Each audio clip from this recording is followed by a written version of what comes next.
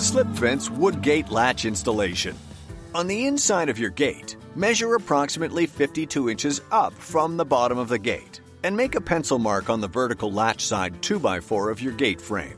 Position the bottom of the gate latch assembly on the pencil mark, with the straight lever pointing toward the gate opening and the bent end of the lever toward the hinge side of the gate, and with the latch assembly centered on the 2x4 gate frame. Drill one wood screw, C, through the top screw hole closest to the gate opening, but not too tight. Make sure the latch assembly is level, and mark the oval hole in the latch assembly onto the wood of the gate, and then rotate the latch downward out of the way of the oval hole marking.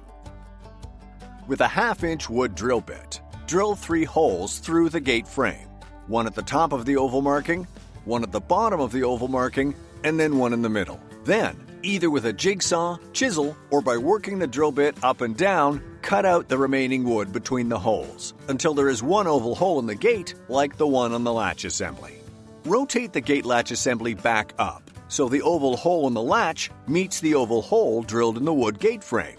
Then, install a second wood screw on the bottom opposite end of the gate latch assembly. Close the gate toward the post, making sure that the latch lever is at the bottom of its movable range, and position the strike plate on the inside of the gate post, so the latch lever is also sitting on the bottom of the strike catch, and approximately 1/4 inch to 1/2 inch from the tall inside edge of the strike plate. Then, make 2 pencil marks through the center of the 2 oval screw holes on the tall side of the strike plate onto the gate post.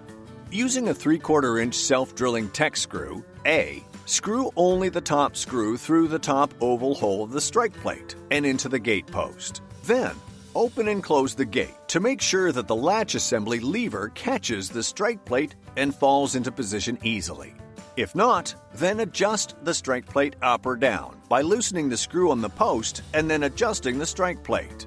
Once it strikes freely, screw in the second self-drilling screw, A, through the oval hole and into the gate post, and the remaining 2 wood screws, C, into the latch assembly.